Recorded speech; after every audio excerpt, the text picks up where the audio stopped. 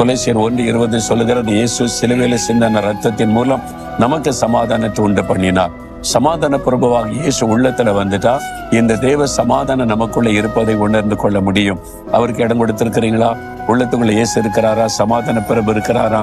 அப்படி இல்லைன்னா, ஆண்டவரே நீர் கொடுக்கிற ஆசீர்வாதத்திலே பெரிய ஆசீர்வாத சமாதானம், அந்த சமாதானம் எனக்கு வேணும், என் உள்ளத்துல வாங்கன்னு சொல்லுங்க. இயேசு உள்ளத்துல வருவார். தேவ சமாதானம் உள்ளத்தை ஆட்கொள்ளும்.